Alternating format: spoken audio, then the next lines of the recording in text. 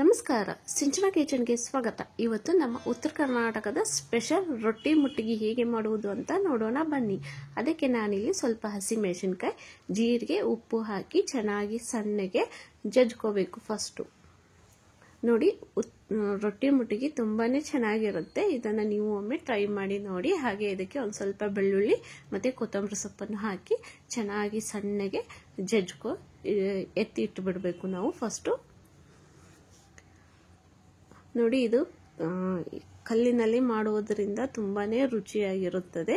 ನಾನಿಲ್ಲಿ ರೊಟ್ಟಿ ಮಾಡೋದಕ್ಕೆ ಸ್ವಲ್ಪ ನೀರನ್ನು ಬಿಸಿಗೆ ಇಟ್ಟಿದ್ದೇನೆ. ಅದಕ್ಕೆ ಹಿಟ್ಟು ಹಾಕಿ ಸ್ವಲ್ಪ ನೀರು ಜಿಗಿ ಬರುವುದಕ್ಕೆ ಇಟ್ಟಿರುವುದು. ಹಾಗೆ ನಾನಿಲ್ಲಿ ರೊಟ್ಟಿ ಮಾಡುವುದಕ್ಕೆ ಜೋಳದ ಹಿಟ್ಟನ್ನು ತಗೊಂಡಿದ್ದೇನೆ. ಅದಕ್ಕೆ ಬಿಸಿ ಬಿಸಿಯಾದ ನೀರನ್ನು ಹಾಕಿ ನಾವು ಜಿಗಿ ಹಾಕೊಳ್ಳೋದು ಅಂತೇವೆ. ಜಿಗಿ ಹಾಕೊಂಡು ಚೆನ್ನಾಗಿ ಮಿದ್ದಿ ಹಿಟ್ಟನ್ನು ನಾದ್ಕೋಬೇಕು. ನಾವು ತುಂಬಾ ಸಾಫ್ಟಾಗಿ ಹಿಟ್ಟನ್ನು ನಾವು ಇಲ್ಲಿ ನಾದ್ಕೋಬೇಕು. ರೊಟ್ಟಿ ಮೃದುವಾಗಿ ಬರಬೇಕು, ಅಂದರೆ ಮುಟ್ಟಿಗೆ ಚೆನ್ನಾಗಿ ಸಾಫ್ಟಾಗಿ ಬರುತ್ತದೆ. ನೋಡಿ, ಇವಾಗ ಸ್ವಲ್ಪ ಬಿಸಿನೀರು ಹಾಕೊಂಡು ನಾನು ಜಿಗಿ ಹಾಕೊಂಡಿದ್ದೇನೆ. ಈಗ ಇದಕ್ಕೆ ಸ್ವಲ್ಪ ಉಗುರುಬೆಚ್ಚಗಿನ ನೀರನ್ನು ಹಾಕಿ ನಮಗೆ ಎಷ್ಟು ಬೇಕೋ ಅಷ್ಟು ನೀರನ್ನು ಹಾಕೊಂಡು ಚೆನ್ನಾಗಿ ನಾವು ಹಿಟ್ಟನ್ನು ಮಿದ್ದಿ ನಾದ್ಕೋಬೇಕು.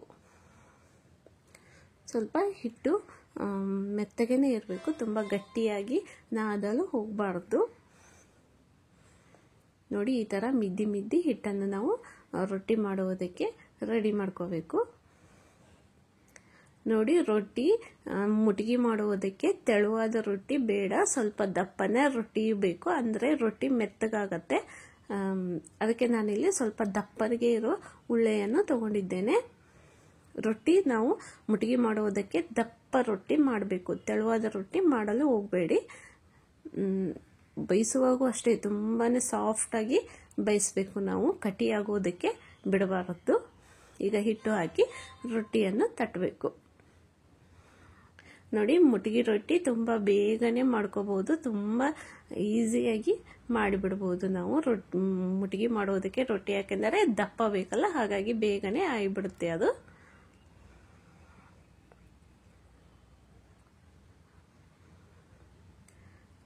ನೋಡಿ, ನಮಗೆ ಎಷ್ಟು ದೊಡ್ಡದು ಬೇಕೋ ಅಷ್ಟು ದೊಡ್ಡದನ್ನು ಈ ಥರ ನಾವು ರೊಟ್ಟಿಯನ್ನು ತಟ್ಟಕೋಬೇಕು. ಈಗ ಇಷ್ಟಾಗಿದೆ. ಈಗ ಇದನ್ನು ಆ ಕಡೆ ಹಂಚು ಕೂಡ ನಾನು ಬಿಸಿಗೆ ಇಟ್ಟಿದ್ದೆ. ಈಗ ಇದನ್ನು ಹಂಚಿಗೆ ಹಾಕಿ ತುಂಬಾ ಸಾಫ್ಟಾಗಿ ನಾವು ಬೇಯಿಸ್ಕೋಬೇಕು. ಮೇಲ್ಗಡೆ ಸ್ವಲ್ಪ ನೀರನ್ನು ಹಚ್ಚಿ. ನೋಡಿ, ಕಟಿಯಾಗಲು ಬಿಡಬೇಡಿ, ರೊಟ್ಟಿ ಮೆತ್ತಗೆ ಮೃದುವಾಗಿ ಬರಬೇಕು, ಅಂದರೆ ಮುಟ್ಟಿಗೆ ಸಾಫ್ಟಾಗಿ ಚೆನ್ನಾಗಿ ಬರುತ್ತೆ. ನೋಡಿ, ಈ ಥರ ಸ್ವಲ್ಪ ನಾವು ಎಲ್ಲ ಕಡೆಯೂ ಬೇಯಿಸಬೇಕು ತಿರುವಿ. ನೋಡಿ, ಇವಾಗ ರೊಟ್ಟಿ ಮಾಡುವುದಾಗಿದೆ. ಈಗ ನಾನು ಆಗಲೇ ಹಸಿಮೆಣಸಿನಕಾಯಿ ಪೇಸ್ಟನ್ನು ರೆಡಿ ಮಾಡಿ ಇಟ್ಟಿದ್ನಲ್ಲ, ಅದಕ್ಕೇ ಸ್ವಲ್ಪ ಒಂದು 4 ರಿಂದ 5 ಟೇಬಲ್ ಸ್ಪೂನಿನಷ್ಟು ಎಣ್ಣೆ ಹಾಕಿ ಈಗ ಕಲ್ಲಿನಲ್ಲಿ ನಾನು ಇದನ್ನು ಜಜ್ಕೋತೀನಿ. ನೋಡಿ, ನಾನಿಲ್ಲಿ ಕೆಳಗಡೆನೇ ಇಟ್ಟು ಜಜ್ತಾ ಇದ್ದೇನೆ. 2 ರೊಟ್ಟಿಯನ್ನು ಕೂಡ ನಾನಿಲ್ಲಿ ಮಾಡಿದ್ದೆ, ಆ 2 ಇದಕ್ಕೆ ಹಾಕಿ ಜಜ್ತಾ ಇರೋದು.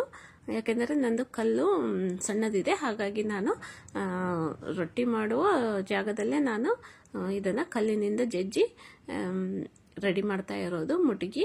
ನೋಡಿ, ಈ ಥರ ಹಸಿಮೆಣಸಿನಕಾಯಿ ಪೇಸ್ಟ್ ಎಲ್ಲ ಕಡೆನೂ ರೊಟ್ಟಿ ಜೊತೆಗೆ ಮಿಕ್ಸ್ ಆಗಬೇಕು, ಆ ಥರ ನಾವು ಇದನ್ನು ಮಿದ್ದಿ ರೆಡಿ ಮಾಡಬೇಕು, ಕುಟ್ಟಿ. ನೋಡಿ, ಬಿಸಿ ಬಿಸಿಯಾದ ಮುಟ್ಟಿಗೆ ರೆಡಿ ಆಯಿತು. ಈ ಥರ ನೀವು ಒಮ್ಮೆ ಟ್ರೈ ಮಾಡಿ ನೋಡಿ. ಈ ವಿಡಿಯೋ ಇಷ್ಟವಾದರೆ ನಮ್ಮ ಚಾನಲನ್ನು ಸಬ್ಸ್ಕ್ರೈಬ್ ಮಾಡಿ, ಲೈಕ್ ಮಾಡಿ, ಕಮೆಂಟ್ಸ್ ಕೊಡಿ ಮತ್ತು ಶೇರ್ ಮಾಡಿ. Thank you.